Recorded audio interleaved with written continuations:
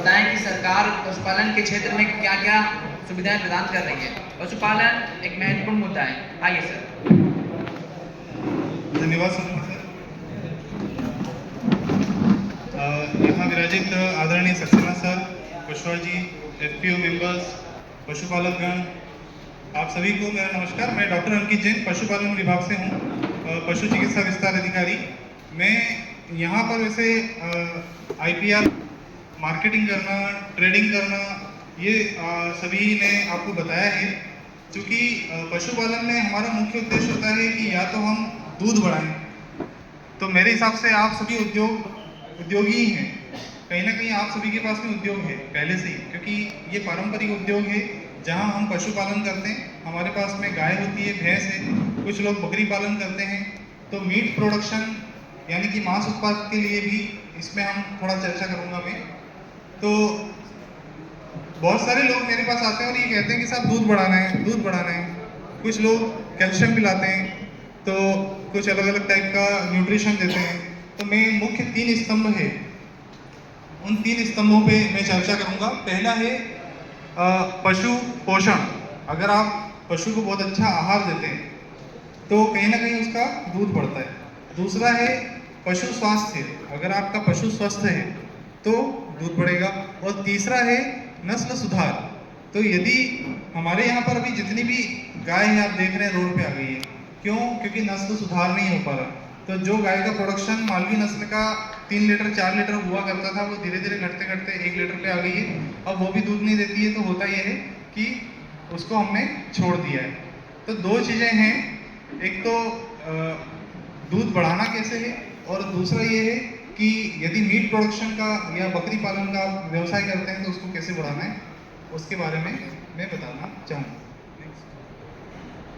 3 example लिए हैं। एक सबसे छोटी बाल्टी है, यानी कि ऐसे पशु है हमारे पास में जिनमें आप कितना भी खिला पिला लो, कितना भी अच्छा उनको रख लो, उनका दूध नहीं बढ़ने वाला, क्योंकि उनकी बाल्टी छोटी है।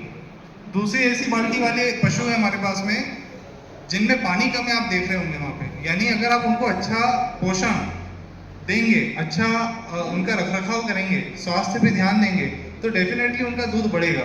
तीसरे ऐसे पशु हैं हमारे यहाँ पर जिनको मैंने यहाँ पर बाल्टी में छेद हैं ऐसा बताया है, यानी कि वो अस्वस्थ रहते हैं, हमेशा बीमार ही रहते हैं। उनकी नस्ल अच्छी है लेकिन वो बीमार रहते हैं। तो होता यह है कि आप उसको कितना भी अच्छा भोजन दे दो, अल्टीमेटली वो फूटी बाल्टी से पानी लीक हो जाएगा। नेक्स्ट, पशु पोषण में मैं अपनी एक ही लाइन में समराइज करना चाहता हूँ कि हम लोग पारंपरिक तरीके से भूसा देते हैं, खली देते हैं, गेहूं का चापड़ देते हैं, बरसीम वगैरह ये देते हैं। और इसमें आप लागत देखेंगे तो हमें कैसे भी करके लागत कम करना पड़ेगी, क्योंकि हमारा जो दूध जा रहा है हम अल्टीमेटली मुनाफे में नहीं जा रहे हैं। और दूध पे मैं इसलिए फोकस करूँगा क्योंकि माननीय मुख्यमंत्री जी का भी उद्देश्य है, महत्वाकांक्षी इच्छा है कि 9% से हमको 20% पे दूध को ले जाना है। अब वो कैसे ले जाएंगे? तो यहाँ आगर मालवा में हम लोग अब साइलेज का प्रोडक्शन कर रहे हैं। यहाँ मोड़ी में अनिल बंसिया जी हैं, उन्होंने 84 लाख रुपए का पूरा एक यूनिट इस्टेब्लिश किया राष्ट्रीय पशुधन मिशन के अंतर्गत। उसमें उनको 42 लाख की सब्सिडी मिली और उनका जो साइलेज है वो लगभग 1 किलो 8 रुपए के हिसाब से वो उसको बेचते हैं, और उनकी शुद्ध लागत इस समय 12 लाख रुपए के आसपास वार्षिक आ रही है। तो एक बहुत अच्छा हमारे बीच में उदाहरण है। तो नेक्स्ट, यदि हम भूसा, आपने देखा होगा कि हम जो भूसा खिला रहे हैं 15-15 किलो खिला रहे हैं, जिसकी कॉस्ट लगभग 5 रुपए के आसपास थी, वो हम 4 किलो भूसा करके 15 किलो साइलेज पे अगर ले जाएं तो साइलेज की कॉस्ट बहुत कम है। खली जो हम खिलाते हैं, यहाँ हमारा जो रेट चल रहा है वो 40 रुपए से 60 रुपए का रेट चल रहा है। तो यदि हम खली को कम कर दें और साइलेज की मात्रा बढ़ा दें, तो जहाँ हम 3 से 4 किलो खली खिला देते हैं, उसकी बजाय अगर हम साइलेज पे शिफ्ट करेंगे तो हमारी कॉस्ट घट जाएगी। और यदि हमारी कॉस्ट घटेगी तो डेफिनेटली हमें मुनाफा होगा।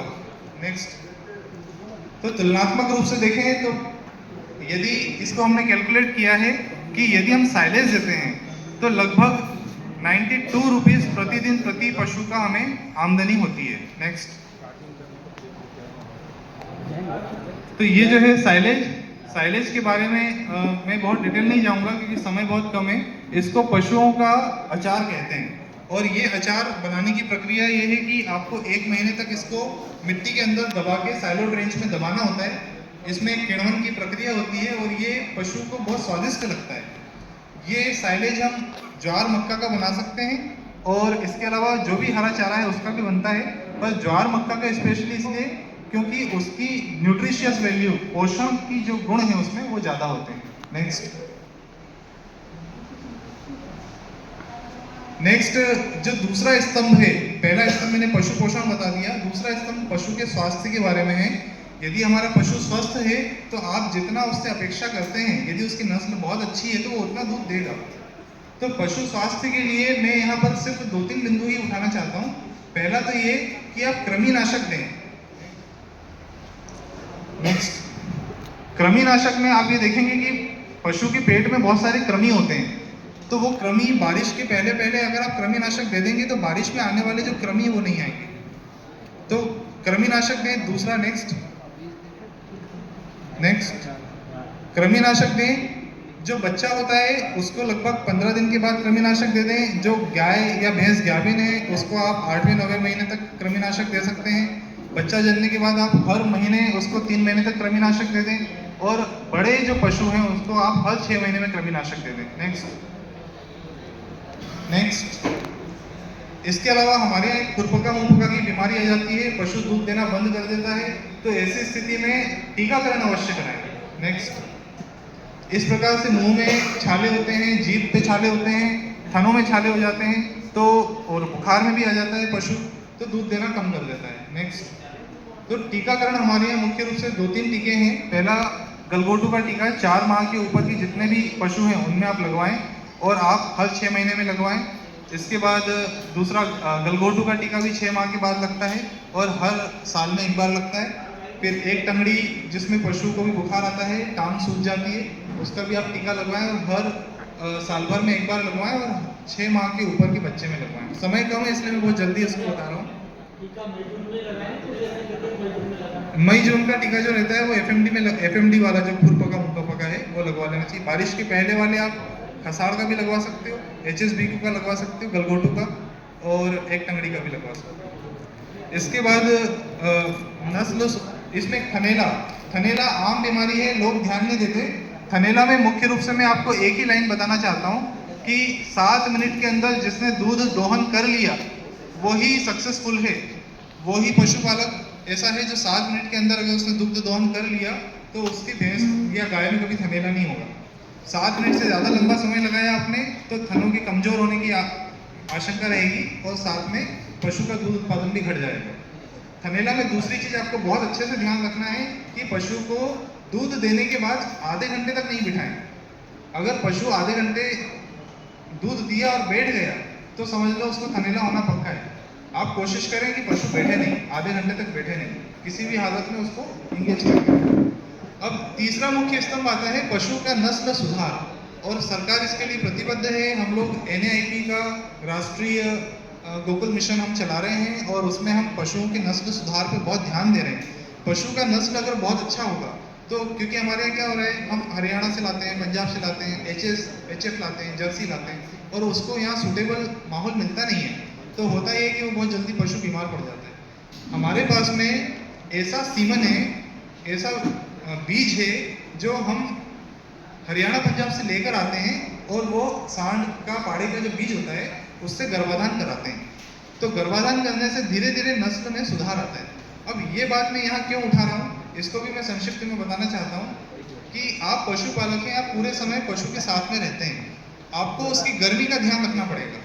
अगर पशु गर्मी पे है, 20 से 21 दिन के बाद गर्मी पे आता है पशु, अगर गर्मी उसकी निकल गई तो आप सोचते हो कोई दिक्कत नहीं है, लेकिन मैं बता रहा हूँ आर्थिक रूप से 5 से 6 हज़ार रुपये का आपको महीने का नुकसान हो जाता है एक पशु से, अगर पशु गर्मी पे निकल गया तो पशु को गर्मी पे ना निकलने दें। जैसे ही आपका बच्चा हुआ गाय का, आप तीसरे महीने पर उसको गर्भाधान करवा ही दें। अगर आप लेट करते हैं गर्भाधान कराने में तो आप मान लीजिए कि आप हर महीने 5 से 6 हज़ार रुपये का नुकसान कर रहे हैं। तो ये पूरी की पूरी इकोनॉमिक्स बेसिस पर मैं आपको बता रहा हूँ कि आपको फ़ायदा होगा तो कब होगा, जब आपका दूध तो बढ़ेगा, साथ में आप पशु का ध्यान भी रखेंगे। नेक्स्ट, ये हमारे यहाँ पर कृत्रिम गर्भाधान केंद्र पर बीज भी डाला जाता है। इसके अलावा हमारे पूरे जिले में हर गांव ग्राम पंचायत स्तर पे मैत्री को हमने प्रशिक्षण दिया है। नीचे के फोटो ऐसे हैं जिसमें मैत्री जो है लेफ्ट हैंड साइड पर ये प्रशिक्षण ले रहे हैं और भैंस में बीज डाल रहे हैं, और राइट साइड में घनश्याम सिंह है हड़ाई वाले, ये भी हमारे मिस्त्री हैं और ये गौशालाओं में भी जाके कृत्रिम गर्भाधान कर रहे हैं ताकि नस्ल सुधार हो। तो इस प्रकार हमारे यहाँ पर बीज भी डाला जाता है। नेक्स्ट, ये बहुत इंपॉर्टेंट स्लाइड है। लोग टैग नहीं लगवाते कान में। जो कान में पीले कलर का आपको बिल्ला दिख रहा है वो आधार कार्ड है पशु का, वो लगाना बहुत जरूरी है। इससे आप बहुत सारी पहचान कर सकते हैं। पशु के स्वास्थ्य के बारे में उसमें पूरी जानकारी मिल जाएगी आपको। दूसरा, पशु के नस्ल में माता कौन थी उसकी, उसके पिता कौन थे, उसके बारे में जानकारी मिलेगी। आपका पशु अगर गुम हो गया तो जानकारी मिलेगी। आपके पास 15 से 20 पशु हैं तो किस पशु में आपने क्या कार्य करवाया है, कृत्रिम गर्भाधान कराया है, टीकाकरण कराया है, वो इस टैग नंबर से आपको जानकारी मिलेगी। तो आप टैग जरूर लगवाएं। यहाँ पर बहुत भ्रांतियाँ रहती है, साहब हमारा टैग हम नहीं लगवा रहे, तो इसके लिए स्लाइड रखना जरूरी है। ये एक मैत्री है साइड में, इन्होंने देखिए टैग लगाते हुए गांव में, इनका एक फोटो मैंने रखा है। नेक्स्ट, तो टैग लगाना बहुत जरूरी है, यही स्लाइड में है। नेक्स्ट, अब ये हमारे यहाँ की कुछ मुख्य योजनाएं हैं। देखिए, पहले ये बोलते थे गांधी जी के समय पर कि बकरी जो है गरीबों की गाय है, पर आज के समय में मुझे नहीं लगता कि बकरी जो है गरीबों की गाय है, वो अमीरों की गाय हो गई है। वो इसलिए क्योंकि अब आप देखिए 20 लाख रुपए में अगर सरकार जो है राष्ट्रीय पशुधन मिशन में 10 लाख रुपए की सब्सिडी दे देती है तो पशुपालक को सिर्फ 10 लाख रुपए लगाना पड़ेगा। और ऐसे में जो शुद्ध आय है, आप इस बुकलेट को भी उठा के देखेंगे तो हमारे यहाँ काशी बर्डिया से शांतिलाल पति शंकर जी, उन्होंने NLM यूनिट के अंतर्गत बकरी पालन स्थापित किया। वो ये लिख रहे हैं कि मेरी 4.5 से 5 लाख रुपए शुद्ध आय है अभी वर्तमान में। शुरुआत में उनको घाटा थोड़ा हुआ, बकरियां उनसे संभल नहीं पाई, कुछ मरी भी सही, पर जैसे जैसे उनको तजुर्बा हुआ, अनुभव हुआ, वो बताते हैं कि अभी तो शुरुआत है सर, 4.5-5 लाख रुपए तो हम मिल ही जाते हैं अभी हमको शुद्ध आय है। तो हमारे यहाँ पर सबसे पहली जो योजना है, ऊपर पहले वाली स्लाइड लेना, इससे पहले वाली, हाँ, हमारे यहाँ पर ये लिस्ट है बहुत लंबी, समय मेरे पास कम है तो पहली आपको बता दी। NLM अंतर्गत एक तो बकरी प्रदाय योजना है, दूसरा है हमारे पास में NLM में ही साइलेज जो हमारे यहाँ अनिल बंसिया जी ने स्थापित किया है, 84 लाख रुपए की यूनिट थी वो। तीसरा हमारे पास डॉक्टर भीमराव अंबेडकर कामधेनु योजना है, 42 लाख रुपए की यूनिट है। इसमें 25 भैंस खरीदना होती है। सामान्य वर्ग के लिए 25%, SC/ST के लिए 33% का अनुदान होता है इसमें।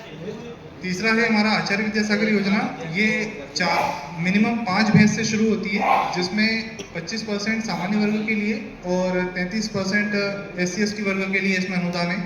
और ये अधिकतम जो है 8,40,000 रुपये का भी हम बना रहे हैं इसमें। अगला इसमें बकरी इकाई की छोटी योजना है, जो अभी गरीब तबके के लोग हैं, 8-10 बकरियां पालना चाहते हैं, वो 77,000 रुपये की यूनिट से भी अपना उद्योग स्थापित कर सकते हैं, जिसमें हम 10 बकरी देते हैं, 1 बकरा देते हैं। इसमें 40% जो है सामान्य वर्ग के लिए अनुदान है और SC/ST के लिए 60% का अनुदान है। इसके अलावा पशुपालन किसान क्रेडिट कार्ड भी हमारे यहाँ चलता है। जिनके पास जमीन नहीं है ऐसे लोग भी इसमें आवेदन कर सकते हैं, और जिनके पास जमीन है वो भी आवेदन कर सकते हैं। इसमें आवेदन करने पर 4% का ही ब्याज लगता है, और एक भैंस पर 19,800 रुपये और एक गाय पर 16,500 रुपये बैंक द्वारा दिया जाता है और किसान क्रेडिट कार्ड बना दिया जाता है। ये जो राशि होती है ये पशु को दाना पानी देने, चारा देने के लिए दी जाती है। इसके बाद बैकयार्ड कुक्कुट प्रदाय है, जिसमें हम 40 चूजे वितरण करते हैं 28 दिन के, और कड़कनाथ भी हम 40 चूजे प्रदाय करते हैं 28 दिन के। गौ सेवक की योजना है, मैत्री है, और पशुधन बीमा योजना है। नेक्स्ट, ये NAIP जो मैंने आपको बताया, एक 1962 की हमारे यहाँ योजना है, जिसमें आप 150 रुपये पर घर पहुंच सेवा मिलती है और उसमें आप पशु का उपचार करा सकते हो। उसके बाद में अगर आपको वहाँ AI कृत्रिम गर्भाधान भी कराना है तो 100 रुपये का अतिरिक्त शुल्क करके 250 रुपये के शुल्क पे आपके यहाँ पर कृत्रिम गर्भाधान हो जाता है।